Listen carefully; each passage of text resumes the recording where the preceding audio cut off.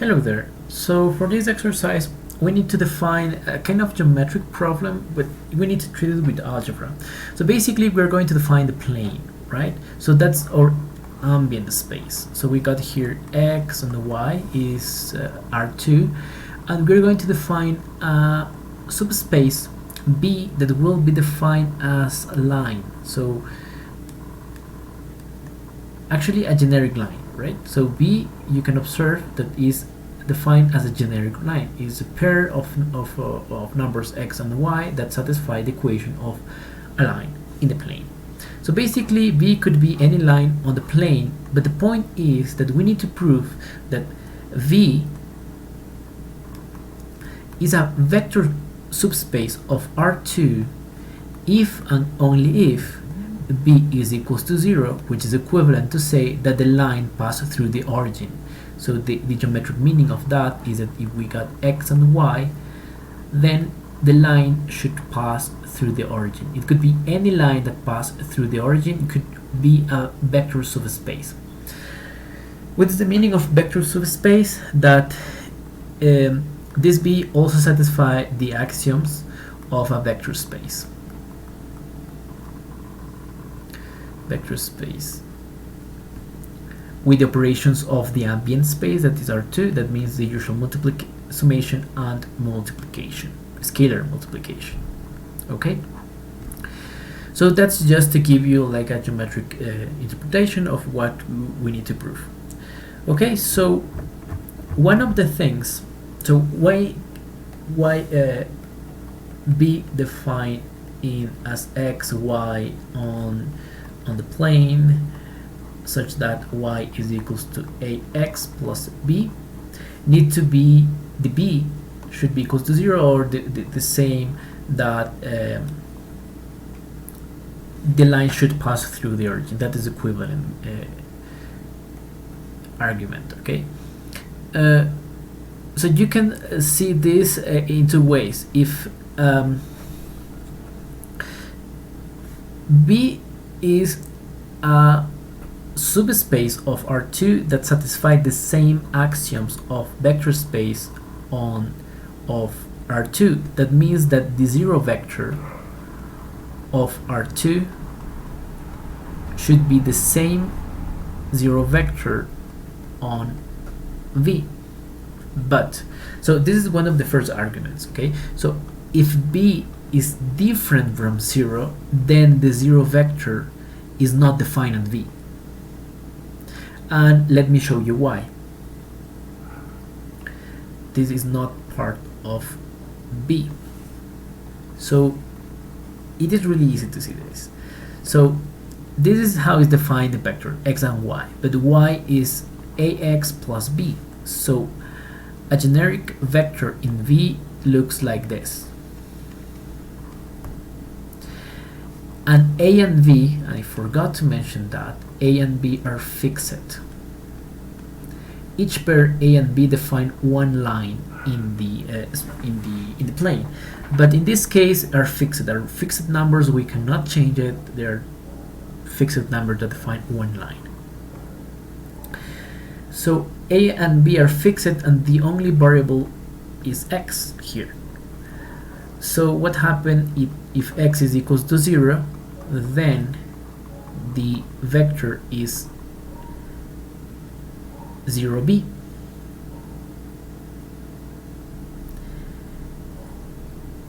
So the 0 vector doesn't exist in the definition of B. Okay? Sorry, this is AB. AB is part of B, but the 0 vector 0, 0 is not. Okay, because there is only one value for y for each x. You can see here, you give one value to x, you got only one value for y. So if x is equals to 0, then y is equals to b. So the 0, 0 vector is not part of this space V. So B need to be equals to 0 to have the same null vector here, the 0 vector in R2. Okay, But that is one of the arguments. There is another that I think that you could visualize better. So the other way that you can justify that v should be equals to 0 is that you need to pick two vectors, u and v, on this space V. That's going to be the vectors of this form, ax plus b. Okay? So u is x, ax plus b, and v is going to be y, ay plus b. Remember that a and b are fixed here. When we sum these two, a plus b, what we obtain is x plus y, a times x plus y plus b, 2 times v. You can see that these vectors have almost the same structure as the space V, except for this factor here. We got 2b, and we should have b. So the only possibility that 2b is equals to b is that b is equals to 0. So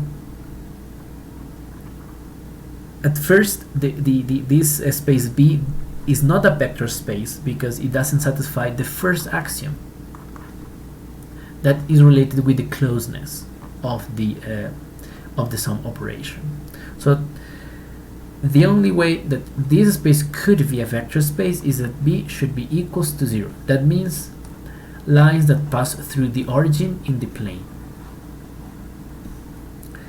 But that's just one of the conditions to satisfy one of the axioms. We need to prove that indeed this space V satisfies all the axioms of a vector space. So that's the next step here.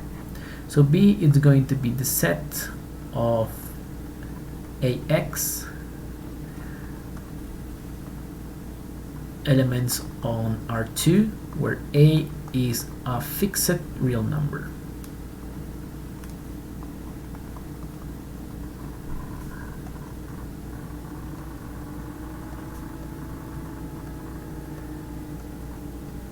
Okay, so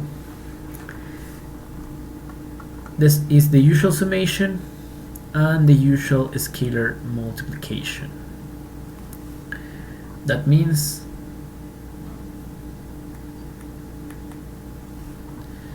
that if we pick x, ax plus y, ay, this is equal to x plus y, a times x plus y. Okay, the usual summation, and here in this case it is part of B because look, it should have here and here the same real number. That's exactly what we got here.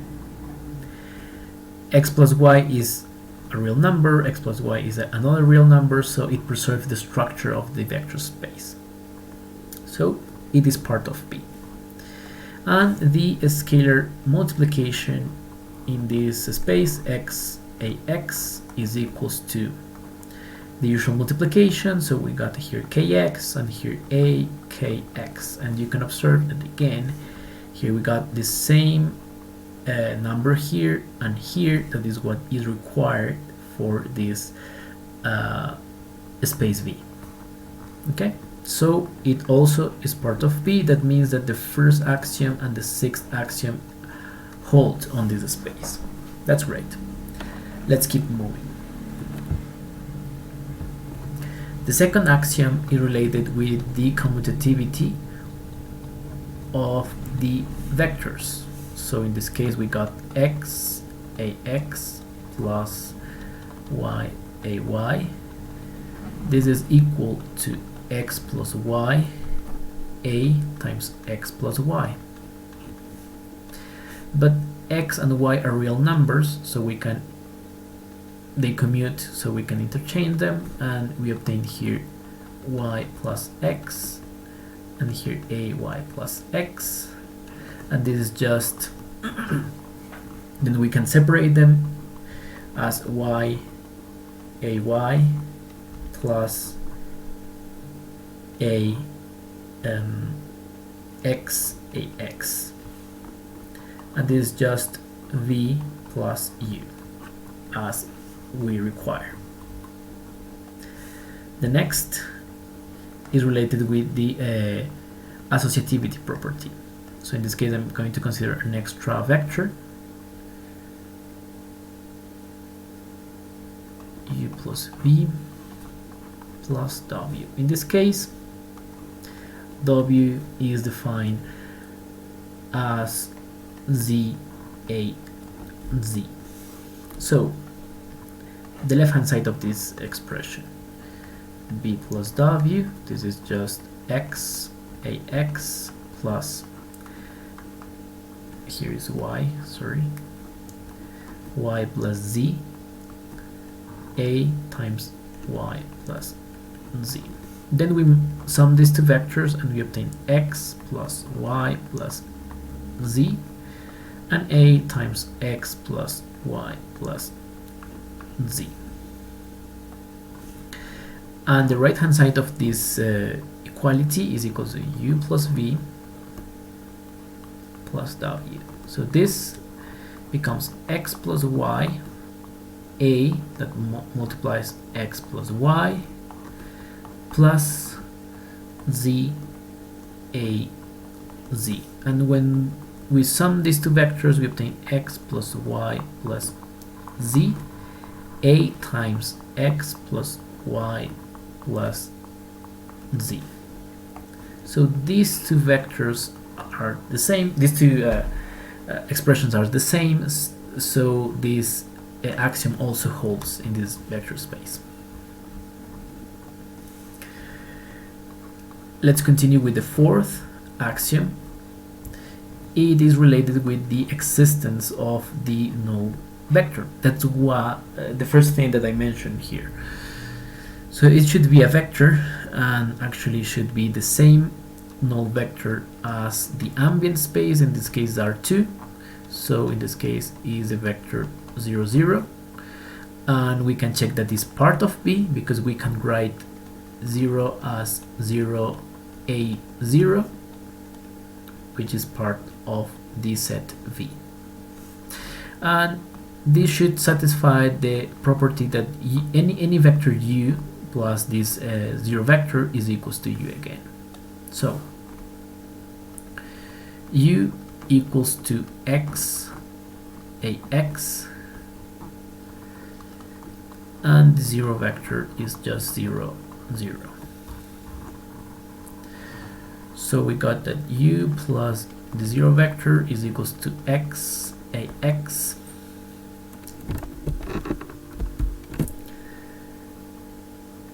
plus the 0 vector, and this is just x ax, which is equals to u. Therefore the 0 vector exists in this space. The fifth axiom, is that for every vector u in V there should exist a unique inverse such that u plus minus u is equals to the 0 vector. So in this case minus u is going to be just minus x minus ax. So u plus minus u is equals to x ax plus minus x minus ax, and this is just x minus x ax minus ax, which is equals to 0 0, and this is the 0 vector. So this axiom also holds in this space. The seventh axiom is related with the distributivity property of the scalar over vectors. So ku plus kv. In this case k is just a real number. So let's start with the left hand side of this expression, k plus times u plus v. is just k x plus y and a times x plus y. This is the usual multiplication over vectors, so we obtain k a. So here is x plus y, and here k a x plus y. Then here all the values here k, a, x and y are real numbers, so we can distribute over the parentheses, and we obtain here kx plus ky, kax plus kay.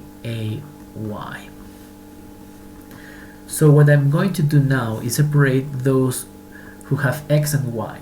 So this vector can be expressed as the sum of two vectors, kx and kax plus ky plus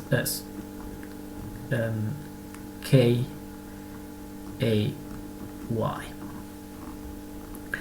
And look, this is equal to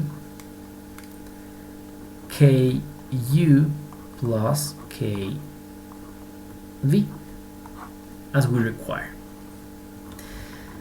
Let's continue with the 8th axiom. It says that k plus m times the vector u is equals to ku plus mu. In this case, k and m are real numbers or also scalars. So the left hand side of this equality is equals to k plus m x and a times k plus m x. Then all the terms here are real numbers, so we can distribute over the parentheses and we obtain kx plus mx, a kx plus amx. And then we can separate those who have k, those expressions who have k, and those who have m. So we can express this as the sum of two vectors. You can see that this is kx, a kx plus mx and max. And as you can see, this is just ku plus kv. So the 8th axiom is satisfied in this case. We have just two remaining axioms to check. So kmu is equals to kmu.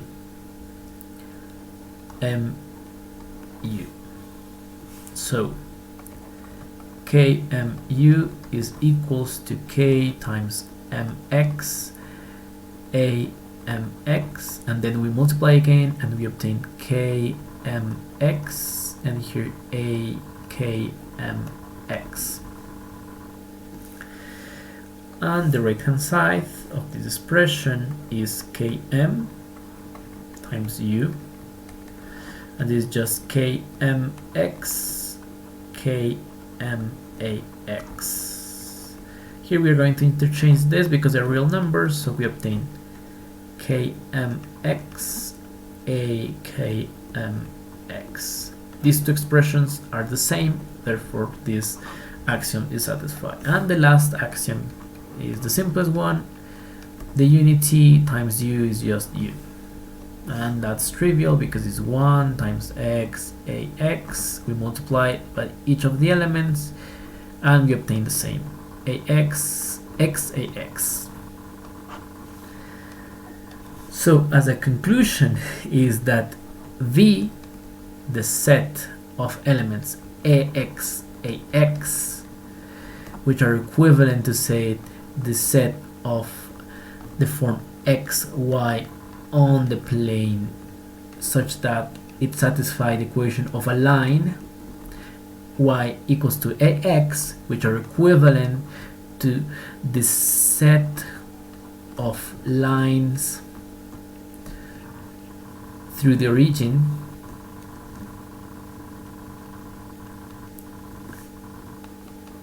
in R2 is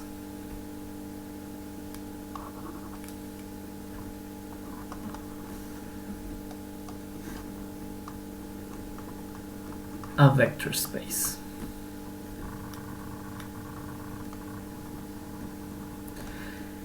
And even more, we check that B, is just to mention that the set of lines, generic lines that don't pass through the origin are not vector space.